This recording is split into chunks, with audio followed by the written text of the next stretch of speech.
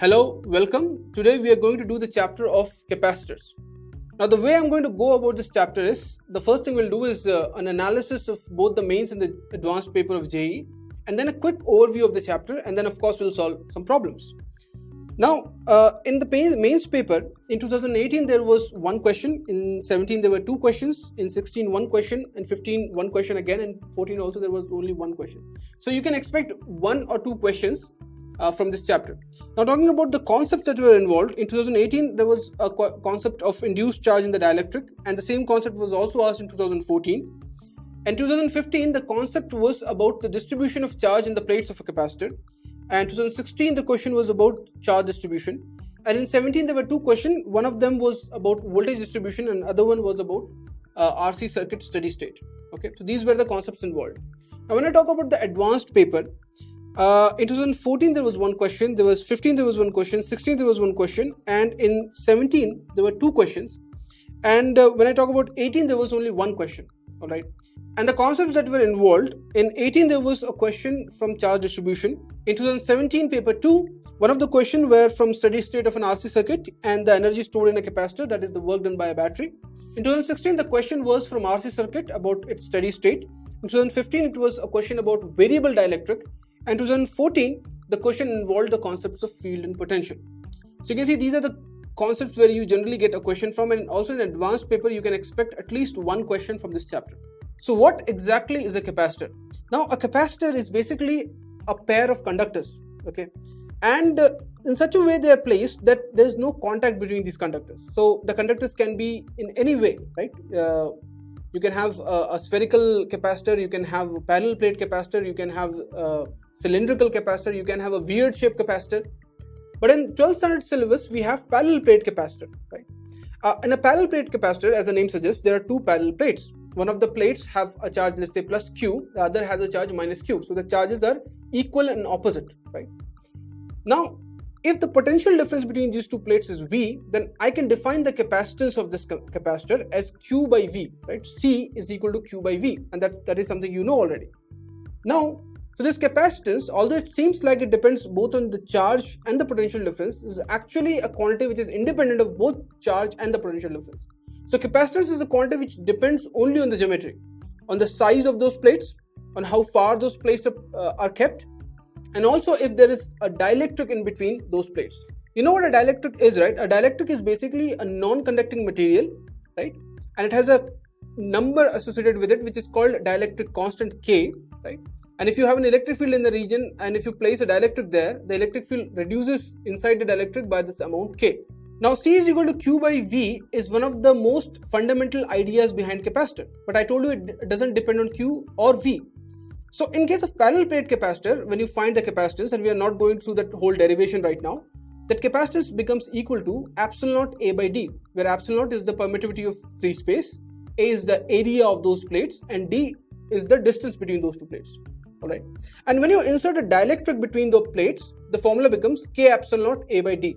Alright, so you can see that in this formula you don't have Q and you don't have V. So capacitance is actually a property of the geometry of those plates, how large those plates are, how far apart they are, if there is a dielectric in between, and if there is a dielectric, what is the dielectric constant of the dielectric, on all those factors. Alright, so capacitance is basically a quantity which depends on geometry. Now, not all the time do we get situations where a dielectric is placed inside a capacitor in this very basic form. Sometimes you have a case like this. And how do you find capacitance in such a case is there's a formula which as a mnemonic I remember, I can just share it with you. So the formula is C is equal to epsilon naught A divided by the space that is free plus the space that contains the dielectric divided by the dielectric constant. Now what does that mean in this case? In this case the space that is free is D minus T. So I'll say epsilon naught A divided by D minus T plus T is the space that contains the dielectric, so plus T divided by the dielectric constant which is K. Now in case you have two dielectrics or maybe more than two dielectrics, let's take a case of two dielectrics. In this case the formula will become epsilon naught A divided by D minus T1 minus T2. Now that's the space which is completely free plus T1 by K1 plus T2 by K2. So that will be the capacitance of this capacitor. Alright. So the next thing we are concerned about is capacitors in series or parallel. So when capacitors are in series, there's this peculiar thing that the charge on each capacitor is the same. It's like the current, right? When you have when you have resistances in series, the current through each resistor is same. Similarly, here the charge in each capacitor is same, right? And when the capacitors are in parallel, then the charges on the capacitors need not be same, but the potential difference across the capacitors would be the same. The same thing we have in case of resistors. When resistors are in parallel, the potential difference across the resistors are the same, but the current flowing through them might be different, right? So there's a significant difference between when capacitors are in series versus when resistors are in series. When resistors are in series, the net resistance is equal to R1 plus R2 plus R3 plus R4. You know, whatever number of resistors you have got there. But when capacitors are in series, the equivalent capacitance can be found out by using this formula. 1 by C equivalent is equal to 1 by C1 plus 1 by C2 plus 1 by C3 and so on. And when capacitors are in parallel, in that case, C equivalent is equal to C1 plus C2 plus C3 plus C4, right? And that's the other case with the resistor. So you see that the formulas are just reversed in case of capacitors. So that's one thing you need to keep in your mind, because this is a mistake which students I've seen make a lot of times. The other thing which we need to discuss about capacitors is the energy of the capacitor. So the energy of a capacitor is half CV square. That's one of the formula. Now you know that CV and Q are related to each other, so you can also write it as half QB, and you can also write it in terms of Q and C. So it will be half Q square by C, right? So that's the energy of a capacitor. Another interesting thing about capacitors is its combination with resistance. Okay, so when a capacitor and a resistance are in a combination like this, or in any combination in a circuit, we call it an RC circuit. Now there are two kinds of RC circuit which we study particularly. This is called a circuit in which the capacitor is getting charged. Okay, so this is an increasing current RC circuit. Okay, so what happens in this circuit is, if let's say that resistor were not there, and if you had that capacitor directly connected to that battery, that what will happen? The moment I connect it, that capacitor gets completely charged to its full extent. But when you have a resistance, this takes a little while, not just a little while, it takes actually infinite amount of time. We say it will take forever and ever to get completely charged, to attain the maximum charge that it can. Okay, so in this circuit, the capacitor gets charged, right? Because initially it was uncharged. There's another circuit where you don't have the battery and the capacitor is already charged. It already has its maximum charge and it gets discharged through the circuit. Now, if there were no resistor there, then it will get discharged immediately. The charges from one end would flow to the other end almost instantly, because there's nothing to oppose them, right? But when you put a resistor there, it takes again a very, very long amount of time. So mathematically it will take forever for the capacitor to get discharged. Okay. Now there are some formulas to find the charge in the capacitor. In the first case, it is Q is equal to Q naught 1 minus e to the power of minus t by Tc, where Tc is called the time constant, right? Time constant in this case is equal to R into C, right? Just multiply the resistance and the capacitance. And you can also see that in this formula, as time increases, this quantity here decreases, right? So 1 minus this quantity increases, that is the charge in the capacitor increases because it's charging, right? The formula for the other case is Q is equal to Q naught e to the power of minus t by tau C. Tau C is again the time constant, and time constant is equal to R into C in that case as well.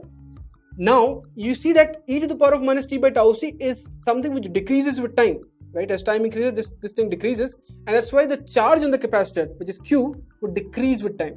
So these are the concepts which we are supposed to know to solve problems of capacitors. Of course, there are some details about how to go about a particular problem and what the particular problem asks, and there are certain concepts which are intertwined with other things that you have learned before, and that we'll discover all those things when we solve some problems. So let's do that.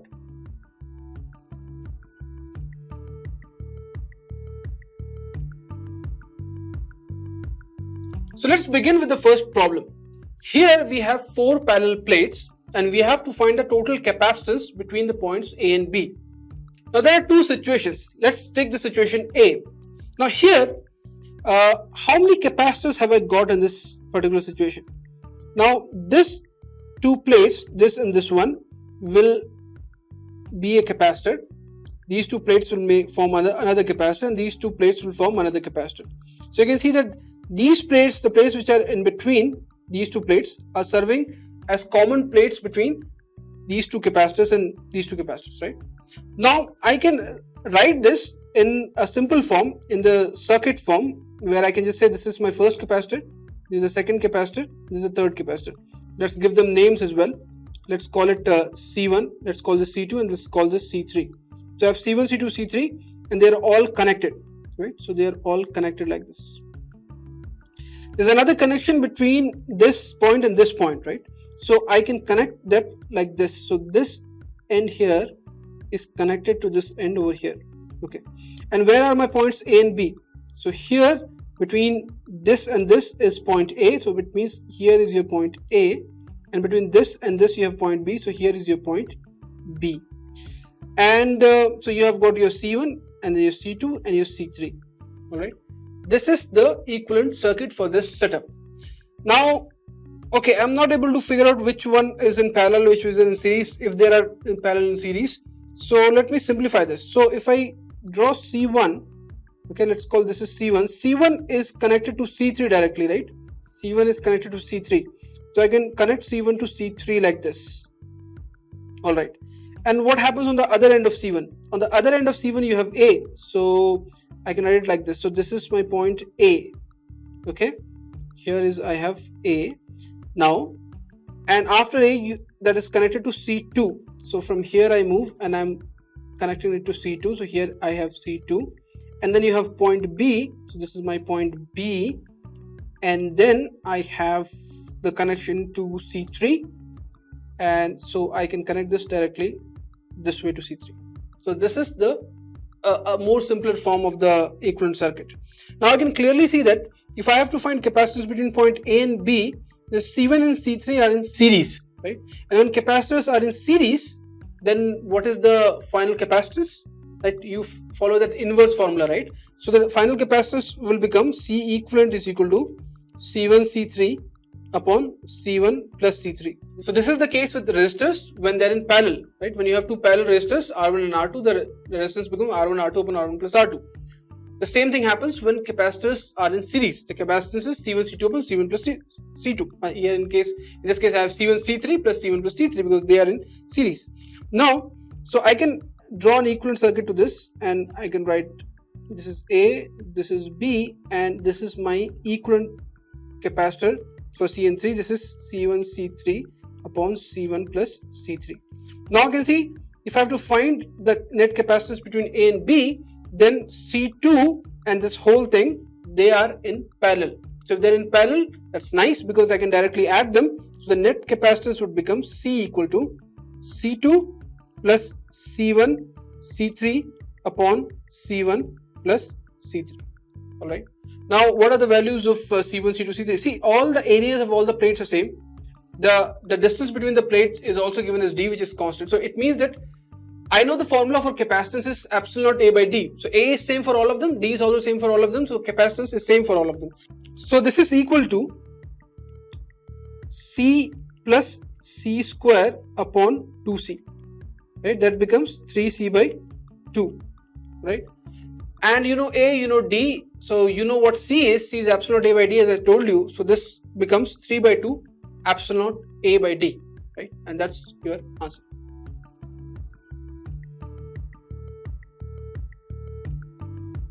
Now let's look at setup B, right? In this setup, it looks like setup A itself. Like we'll use the same method to solve it. So let's do that. So here I have let's say this is capacitance 1. This is or capacitor 1, capacitor 2, and capacitor 3.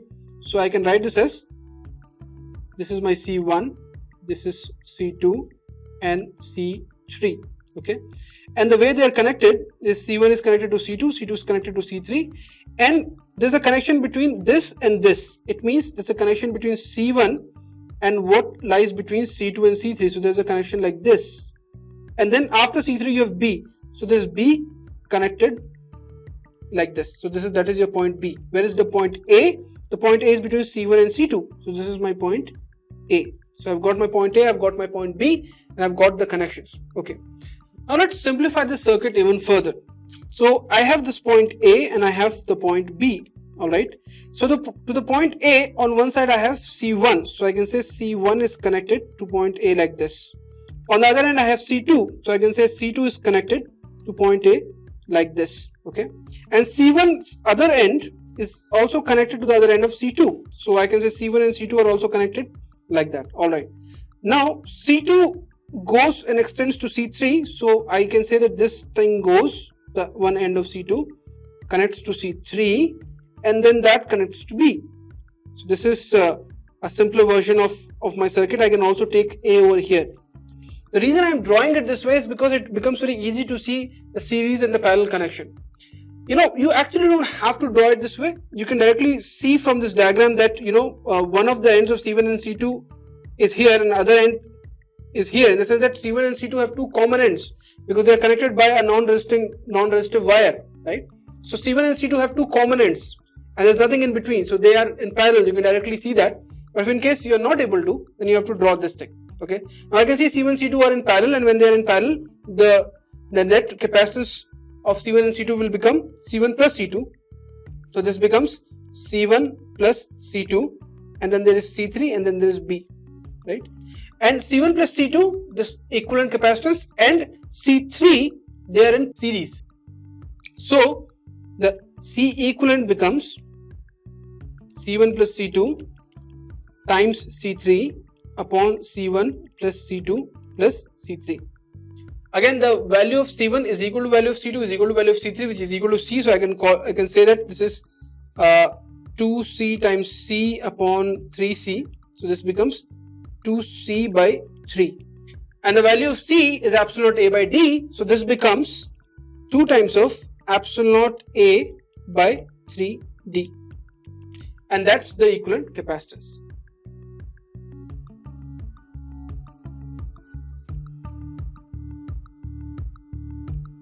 So in this problem, you are given a capacitor of capacitance 1 microfarad and it is charged up to a voltage of 110 volts.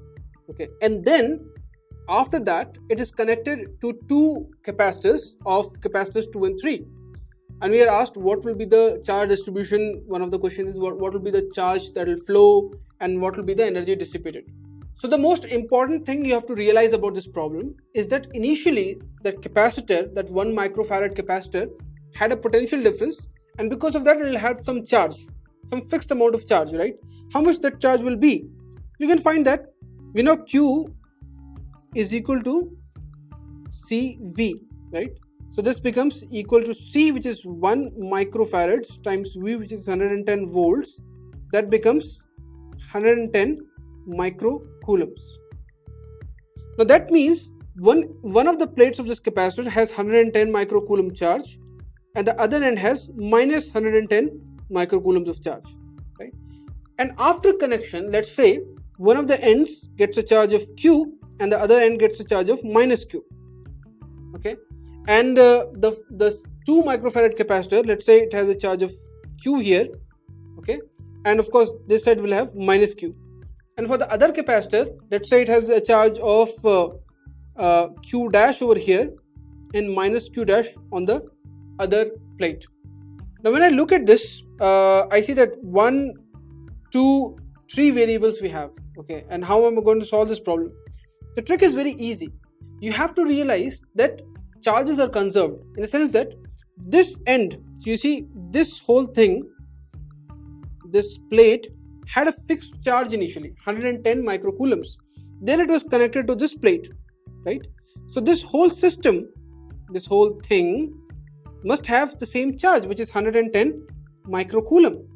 That means that Q, right, the charge now, and this new charge, which is small q, Q and small q should be equal to 110 microcoulomb, right? Because charges are conserved. And if I look at this plate over here, then initially it had no charge, and finally it has a charge of minus Q here and Q dash there. It means that minus Q and Q dash should add up to 0. That means Q dash must be equal to Q. So Q dash is basically equal to Q. So I can get rid of these dashes. I can say the charge here is Q and here it is minus Q. And what about the other end over here? The net charge here initially was minus 110 microcoulombs. So it should add up to the same amount. So minus Q minus capital Q must be equal to minus 110 microcoulombs, which we have already got. Q plus Q is equal to 110 microcoulombs, right? So this is one equation that I have. But how many variables have I got? 2 variables.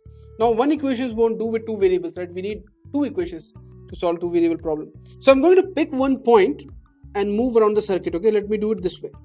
Now when I do that, I encounter this capacitor, and in this capacitor I am moving from, you can see, from the positive to the negative plate. It means that I'm moving from higher potential to lower potential, and my convention is to take that as negative. Okay, so let me take that as negative. So minus the potential difference. Now Q is equal to CV, so V is equal to Q by C.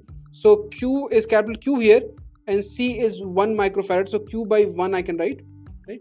Q by 1 into 10 to the power of minus 3 if you really want to be like SI units and everything. However, that micro would get cancelled out, so I'm not bothered about that.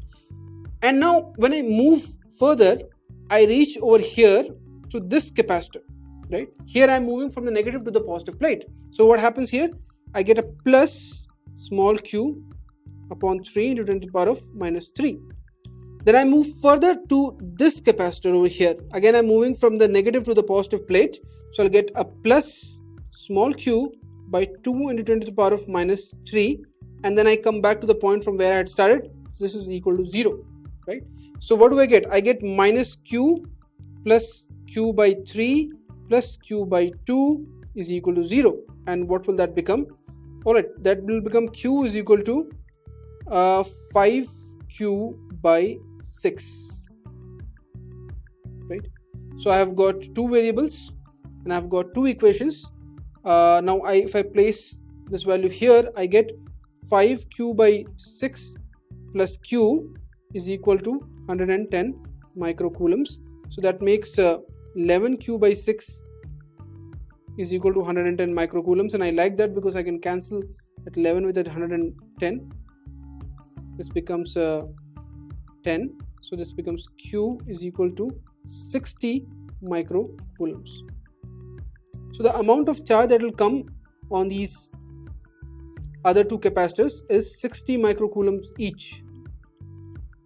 Okay, and what will be the charge remaining on the other capacitor, the main capacitor? It will be 50 microcoulomb, right? Because they should add up to 110. So 50 microcoulomb here minus 50 microcoulombs on the other end. Now the first question is, how much charge flowed? So initially this had absolutely no charge and now it has 60 microcoulomb. It means a charge of 60 microcoulomb flowed through the circuit. Done. Now let's look at the second problem. It says find the final charges on the capacitor C1, C2 and C3. We have already done that. C1 it is 50 microcoulombs, C2 it is 60 microcoulombs, and C3 also 60 microcoulombs. So D would be the right option. Now let's look at the third problem. In the above problem, what is the energy dissipated? Now that's okay, that's new. How would I find the energy dissipated? So for that, let me just redraw this for clarity. So now this is my initial condition here and this is my final condition. Okay, and if I have to find the energy dissipated, I have to find a difference of energy in the initial and the final condition. Okay, so let me find the energy in the initial condition. So Ui will be equal to what?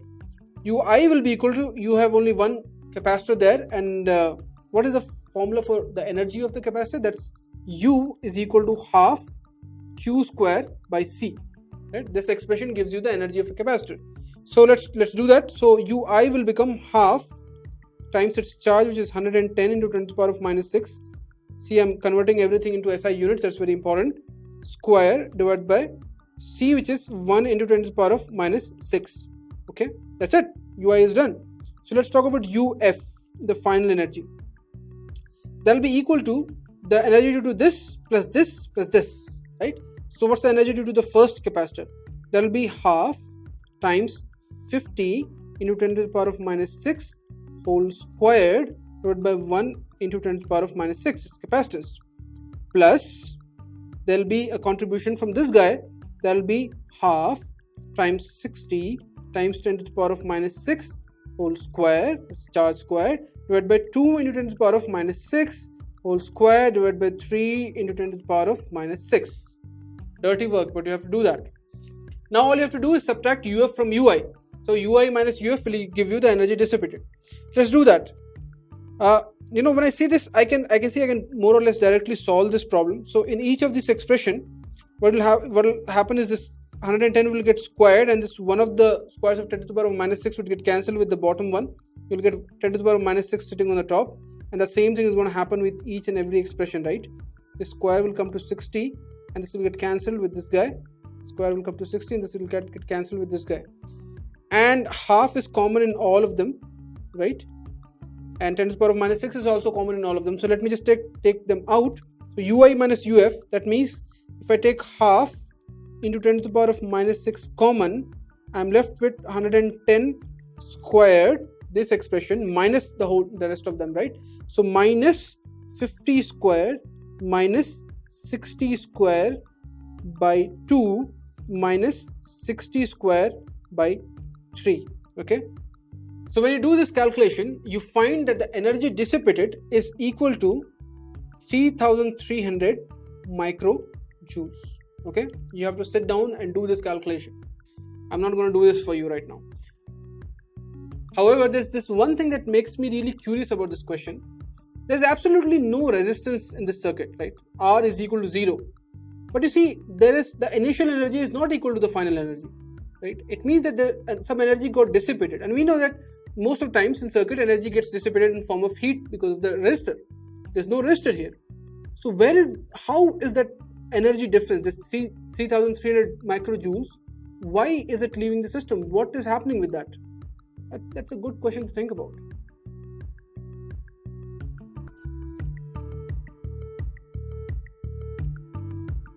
So here we have a parallel plate capacitor that is placed horizontally, and we have one of its plates submerged in water. Okay, and when you give charges to the plates, like when the plates are charged, what happens is that this level of water sort of rises. Okay, and we are supposed to find out the height to which this water will rise. Now the first question is, why is the water rising? So let's say to the top plate you give a charge of, let's say, some q, and the bottom plate you give a charge of minus q, right? Now because of this plus q and minus q, there is an electric field that gets induced in the region between the capacitor, right? So water is neutral, water doesn't have any charge, but because of this charge distribution on the plates of the capacitor and the electric field, there's a charge distribution that happens on the dielectric as well. Then water is a dielectric here, so there'll be a charge distribution in water as well, right? And that distributed charge would interact with the electric field and create this effect. So what I mean is, let's say the surface charge density of the top surface is sigma and the bottom surface is minus sigma. Okay, and because of this there will be an electric field in the downward direction like that. Now there will be a charge that will get induced in the dielectric, which is water here, right?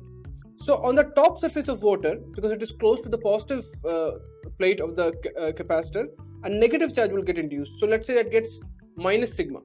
But see, that the amount of charge that gets induced in a dielectric is not the same. It will be some minus sigma dash. Okay, and on the bottom surface of water, it will be some plus sigma dash. But the first thing is, what is sigma dash? Now there is a direct way to remember that. I know it as a result, and you are also encouraged to know that as a result, how much charge gets induced in a dielectric. Sigma dash is equal to sigma times 1 minus 1 by epsilon, right? Where epsilon is the dielectric constant of that dielectric, right? Here is epsilon, is the dielectric constant of water. So this is the charge induced on the water surface. Now what happens? Because of this, see, there's an electric field because of the top plate and the bottom plate, right? And there will be an electric field because of this surface of water as well, in the sense that this charge part of water, right? So there is a top part, there is a bottom part of the capacitor, and there is a bottom part of water itself, the bottom surface of water. All these three are creating electric field at the top surface of water, right? And that electric field will apply some force on its surface and it will try to pull it, right? And it will look something like this. So here I have drawn this, and you can see that the water level has risen to some height h.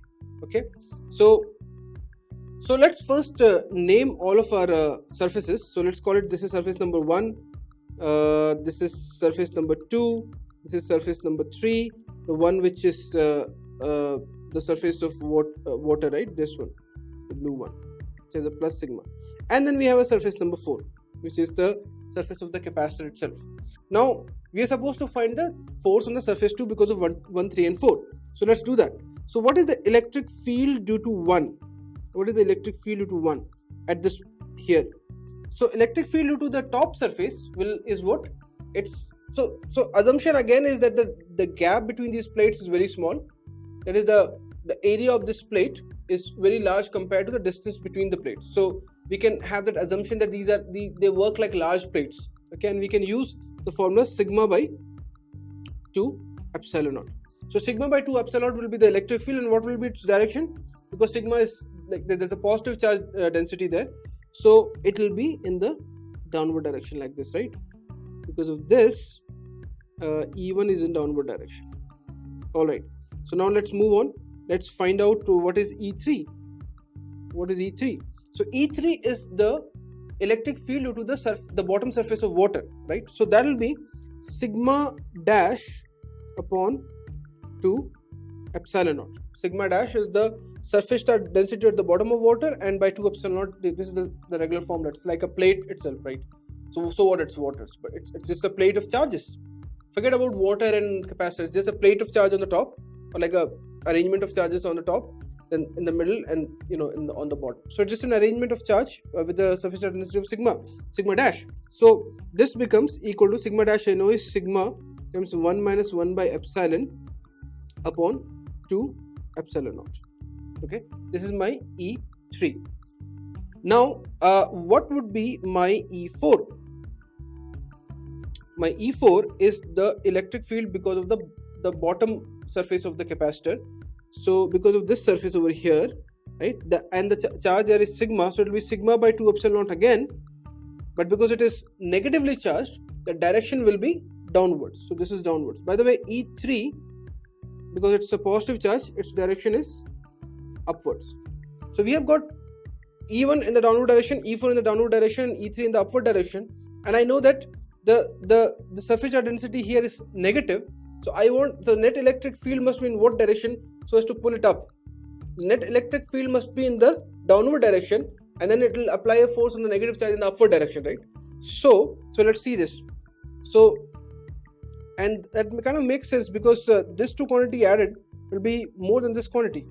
I can see that because this sigma by 2 epsilon naught, 1 minus 1 by epsilon naught is some number which is less than 1, and this two number will make up to sigma by epsilon naught. So clearly, so E1 plus E4, this is the net electric field in the net electric field in the downward direction, minus E3, this is the electric field in the upward direction, will give you the total electric field, right? So let me do that. So I've just because I know the directions, I'm not going into negative, positive and all that, and I'm just subtracting all the downward electric field, all the upward from the downward, right? So that's simple.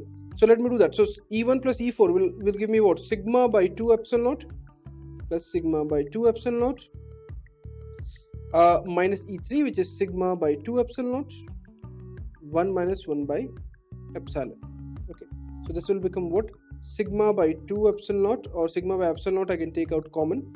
So this will be 1 minus 1 by 2 minus 1 by 2 epsilon. That becomes sigma by epsilon naught 1 by 2. So this will be plus, sorry, because this negative would go inside, it will become plus. So it will be 1 by 2 plus 1 by 2 epsilon, and that is simply I can write it as sigma by epsilon naught 2 epsilon naught 1 plus 1 by epsilon. Okay. So that is my net electric field. So I have found the net electric field to be sigma by 2 epsilon naught 1 plus 1 by epsilon, and this guy is in the downward direction. Now I have to find the force, right? So I know force, electrical force, is equal to the charge multiplied by the field, right? Charge multiplied by field, but I don't know what the charge is because I know the charge density, which is minus sigma dash, and sigma dash, by the way, if you remember, is sigma times 1 minus 1 by epsilon, right? So what would I do? So I can write this thing as F is equal to Q is sigma times A times E, right? I can write charge as the surface charge density times the surface area, and that area also I don't know. So what I can find is I can find force per unit area, right? That's just a quantity which I can find because I don't know what area is. I cannot find the absolute force on that.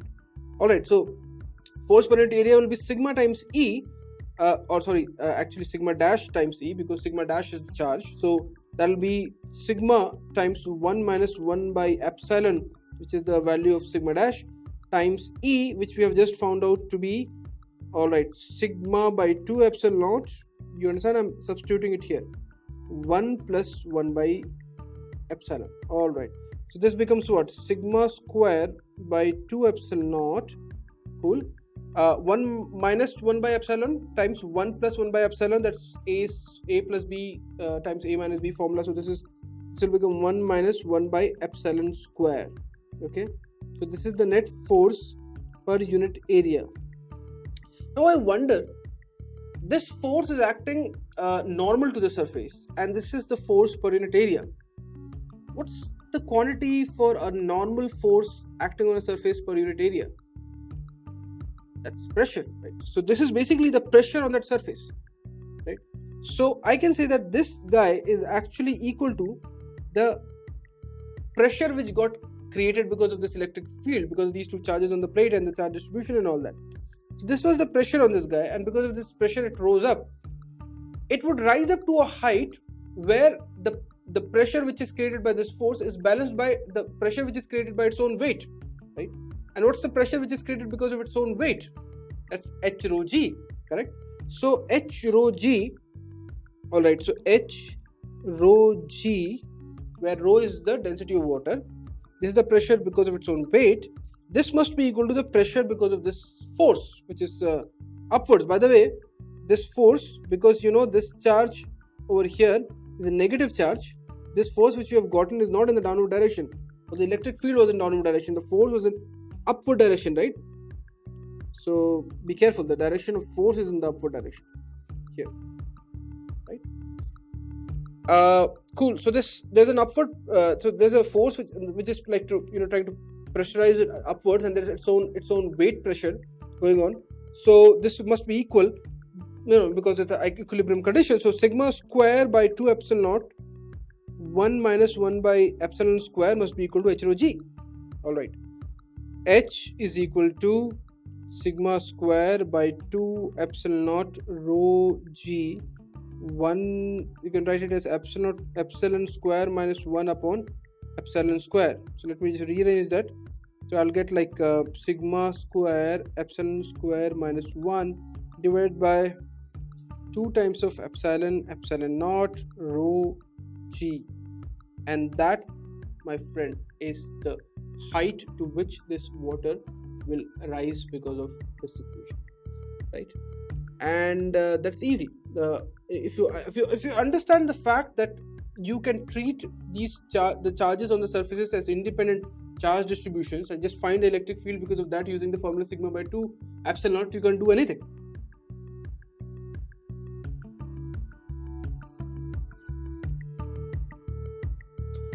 Now let's do one more problem from capacitors. Now here we have got a capacitor which looks like this, and we have to find its capacitance. Now the problem is, I know that when a capacitor is filled with a dielectric constant K, the capacitance is K epsilon naught A by D. But here there's not just one dielectric, right?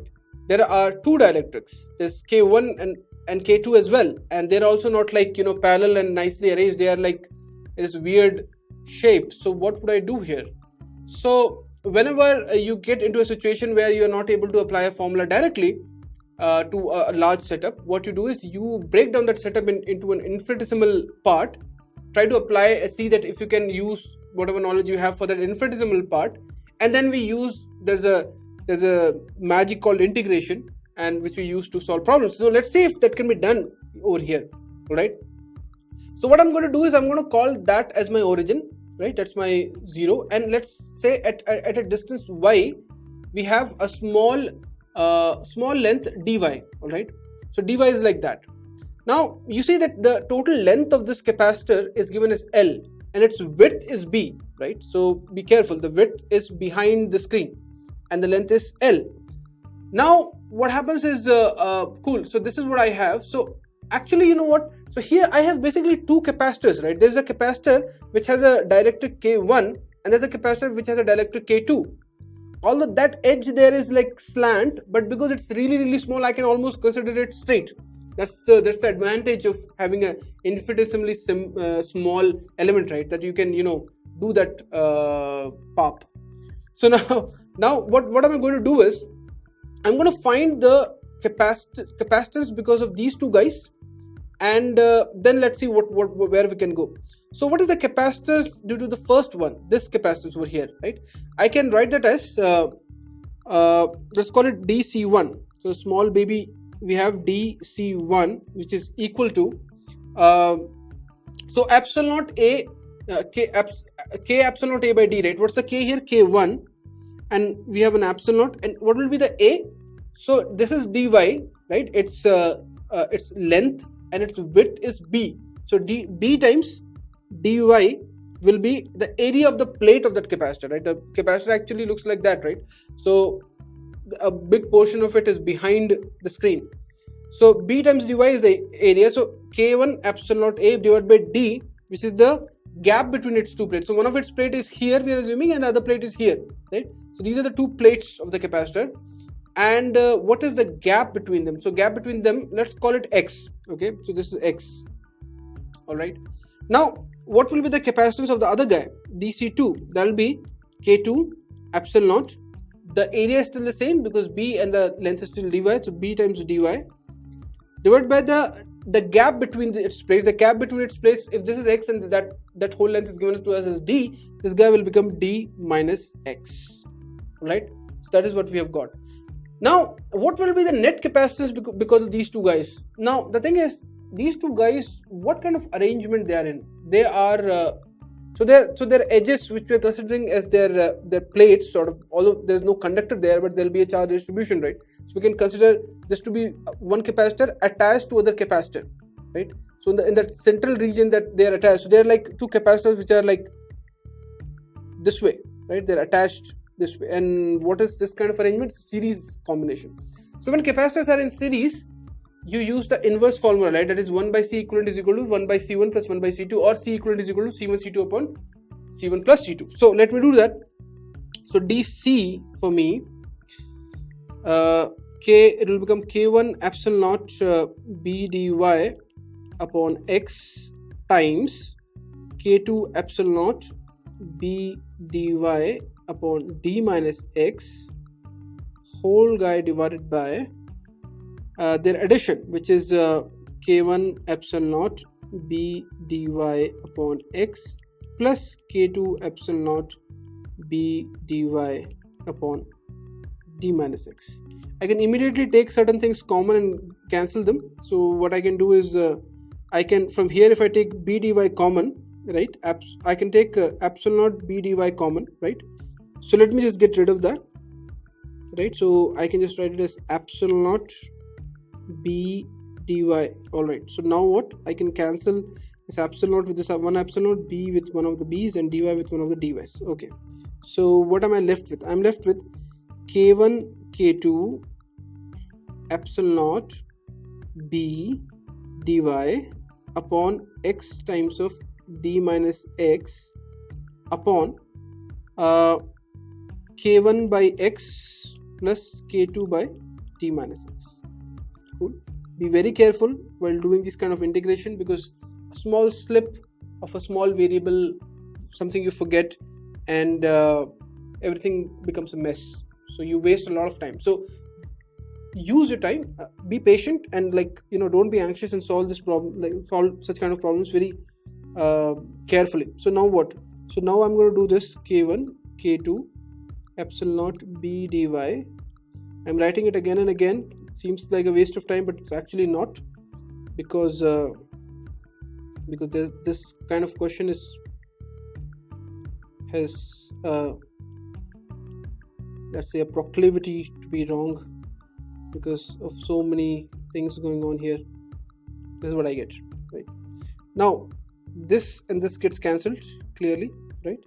And what do I get out of this? Let me write it over here. This becomes K1 K2 epsilon naught B dy upon K1 times D minus X plus K2 times X. So this is, I get it as my net capacitance.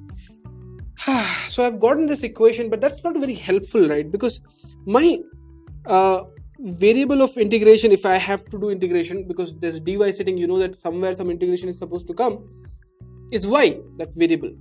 But the other variable which I've got is x, and I can't integrate them. So because you cannot integrate x, like how you don't know what, like you want x in terms of y basically. So how will you get that? So one easy way to get in this particular problem is, you can say that here x divided by y, right? This x divided by y should be equal to d divided by l, right? Because of similar triangle, right? Or you can say the slope is same. So x by y is equal to d by l. X by y is equal to d by l. Now that gives me x equal to dy by l. Cool. Done. So let me plug that in. So in this expression, I'm going to plug x equals to dy by l. Now when I do that, I get this expression, right? The first thing I can do now is just simplify this expression a little bit. So let me do that. This will become equal to k1 k2 epsilon naught b dy divided by k1 times dl minus yd plus k2 yd, and that l will come in the division. I can take it on the top, so l will come here.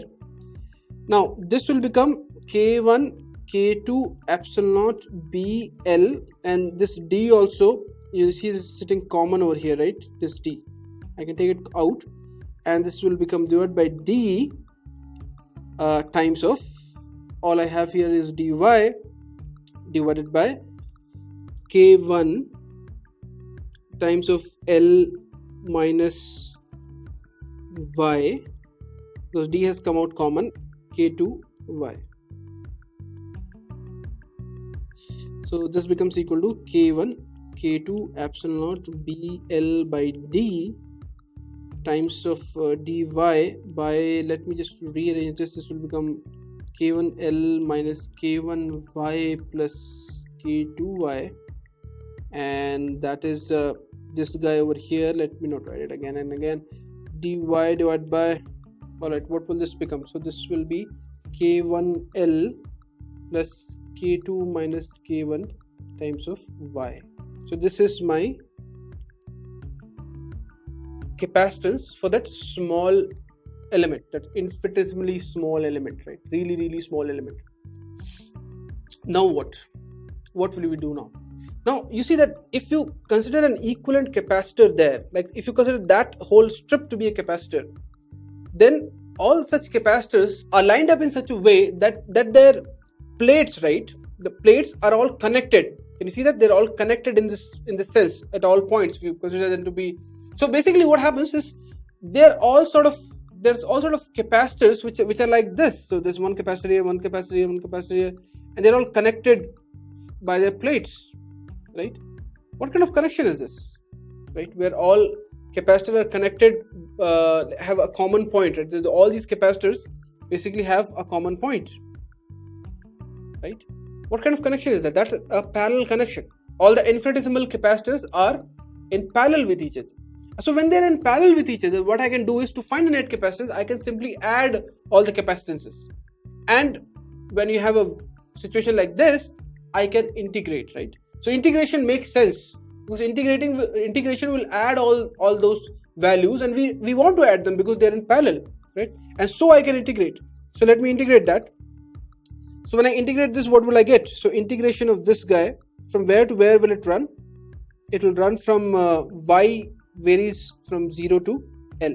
Okay, what's the integration of this? This is dy divided by some constant plus some constant times y. That's like the form of dy by a plus by, right? Or some, a plus by, you can say. That's just a linear setting in the denominator. So what will I do? This will become C equals to k1 k2 epsilon naught bl by d.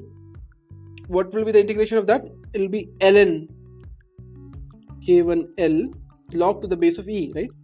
Plus k2 minus k1 times y divided by the coefficient of the variable, which is k2 minus K1, and this whole thing will run from where to where? From 0 to L.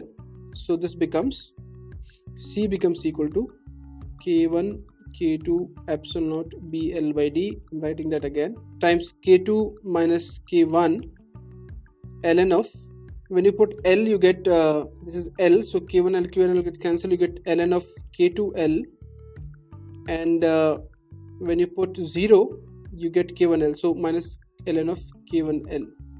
That becomes what? That becomes K1 K2 epsilon naught BL upon D times of K2 minus K1 times of ln K2 by K1, and that is the right answer.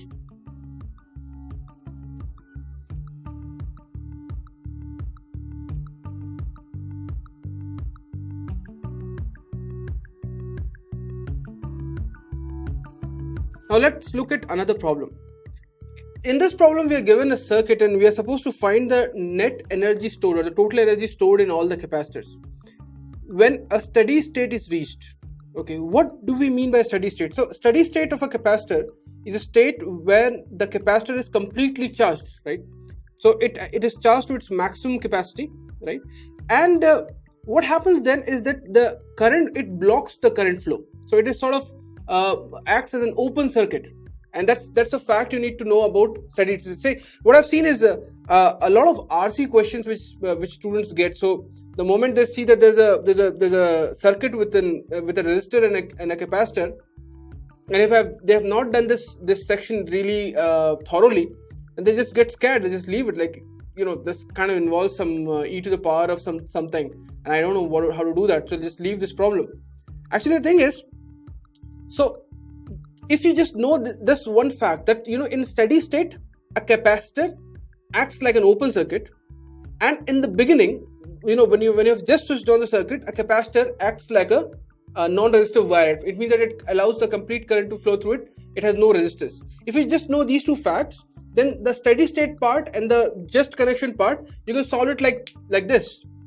It's only the part where the current is flowing in between these two states is a kind of place where, you know, you have that equation Q is equal to Q naught 1 minus e to the power and all that, tau c and all that thing, right? So look at a problem of RC circuit and see if it is a problem of steady state, because if it's a problem of steady state, it's a really easy problem, and if it's a problem of just connection, then also it's a really easy problem, right? So here's the problem of steady state. So although the circuit might look complicated and all that, it's actually not that difficult. So what I'm going to do is, because this is steady state, I know that all the capacitors are blocking the current. They are acting as an open circuit. So it's like current is blocked to go from here, the current is blocked to go from here, the current is blocked to go from here, and these all capacitors have some charges. Now if current is blocked to go from all that side, then what will happen is that this is our battery. There's some current coming out of it nicely like this. Let's say this current is I. Alright, so this I current, when it reaches over here at this tip, it can't go here, right? Because the circuit is broken ahead, so it won't flow because there's no place to flow. So this guy will move, the complete current will go on this branch, so I would keep flowing on this branch. And then again it has a choice, like it has an like you have to make a decision to split between these two branches, but it won't go in this branch because there's no connection there, right? It's split because the capacitor is in steady state, it's completely charged, it doesn't allow current to flow. So what will happen, this whole I will go over here, and then when it comes here again, it won't go here because this is cut, it'll come here, and then when it comes here, it can't go there. Can it go there? If it goes there, then this part is cut, this part is cut, it's an isolated end, it won't go there, so it comes back. So basically in this complicated circuit, what is happening is there's a current I which is flowing through just this, you know, that, right? So just the current is like doing that. All right, now I have to find the energy stored in each capacitor. All right, so what is the formula for energy stored? One of the formula is half Q square by C. I don't know the Q. I can find out charges on each capacitor and do half Q square by C, or I can use something else. I can also use half times of CV square, because C I know, potential difference V across a capacitor I can know because I know the current. So I can find potential difference if I know the current in a circuit, right? So I'm going to use the formula half CV square, okay, for each capacitor to find its energy and then add all those energies to find the total energy. So let's do that. So when I do that for this guy, right, so I'll have to write half times C, which is 1 into 10 to the power of minus 6. Alright, be very careful with units. Usually capacitance is given in microfarads or millifarads because 1 farad is a very large unit. Always convert it into SI units because other things might get messed up because you have to find this energy in joules and then it will be microjoules, and don't get into all that mess. So 1 into 10 to the power of minus 6, right, times your V, that is the potential difference across this capacitor. So although it behaves as if like it cuts the current, but it's not the wire is not literally cut, right? There is some potential difference across it. It's just that it is not allowing current to flow through it. So the potential difference between this point and this point I have to find out. That means potential difference between this point and this point, right? So between this point, so let's name it. So let's call this point as, alright, so let's name all these things. Let's call it A, let's call it B, let's call it C, let's call it D, and what am I going to call this? Let's call it E. Okay, so I have to do is I have to find the potential difference between C and E, right? That's what I have to do.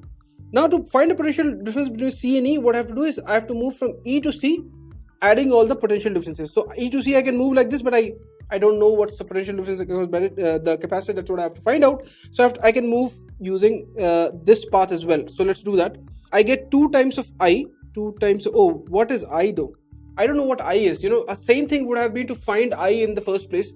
So let me do that. So this I is flowing through this diamond kind of thing, right? And it's like a simple circuit. So the net resistance here is 3 plus 3 plus 2 plus 2, that is 6 plus 4, that's 10, right? And the net EMF is given to us as 10. So 10 by 10 is 1. So I is equal to 1, right? That's easy. So 2 times of I, that is 2 times of 1. So that's 2. So 2 times of 1 plus 3 times of 1, right? 3 times of 1. If you go like this and like this. So that is 2 plus 3, that is equal to 5. So the potential difference between C and E is 5. So I can write this as 5 square. So I've got that. Not very tough, right? Now let me find, so this is the energy in this capacitor. Let me find the energy in this capacitor, right? Here. So the endpoints is this and this. Now so this point is fine, but the potential at this point will be same as the potential at this point E, right? Because although there's a resistance, but there is no current flowing through that. And that's important. If there's a resistance, so there's connection, but there's no current flowing through it. So the potential difference would be the same, right? If the potential difference were different, then current would have flown, and it is not flowing. So B and E are at the same potential. Interesting. Is B and D also at the same potential? They need not be, right? Because technically that capacitor has some potential difference, right? This capacitor over here. And that's what we're trying to find, the potential difference across the capacitors. So B and D don't have the same potential, right? But B and E have the same potential. So finding the potential difference between A and B is same as finding the potential difference between A and E, because B and E are almost like the same point. So what will that be? So A and E, if I find, so it'll be you have a EMF here, so that's plus 10, and then you are moving with the current in on a resistor of 2 ohms. That is 2 times 1 is 2, so it will be 10 minus 2, you'll get 8, right? I hope you know this, because this was all the part of electric current, so I'm not going into detail. So I've got 8 there. So 8 is the V of there. So 8 square into, what is the capacitance there? 2. So 2 into 10 to the power of minus 6 and half. So half into 2 to the power of 8 square will give you the energy of this guy. And what's about the other guy? Half into 2 into 10 to the power of minus 6 into the potential difference across that. So potential difference across this capacitor, because this guy is the potential difference between these 2 points, and this point I've told you is similar to this point. So D and E, the potential difference between D and E is what I have to find. So that's just 2 times 1, because there's just 2 ohm resistor and current of 1 ampere is flowing through that, so that's just 2 and then I have to do a square because there's a V square. So these are the energies because on each of these capacitors. I have to just add them. When I add them, I can see that I can take half 10 to the power of minus 6 common. I'm left with 25, 5 square, and then 8 square, that is 64 times 2 is 128, right? 128 plus, and here I have if I take 1 by 2 and 10 to the power of minus 6 out, I get 2 into 4. 2 into 4 is 8, right? So 25 plus 128 plus 8, 128 plus 8 is 136 plus 25 will be 136 plus 25, 161. So 161 by 2 into 10 to the power of minus 6, that is 80.5 into 10 to the power of minus 6 joules. So if you look at your options, you'd find that option 1 is the closest, and that is the right answer. For more videos and live lectures on the JEE, click on the subscribe button now.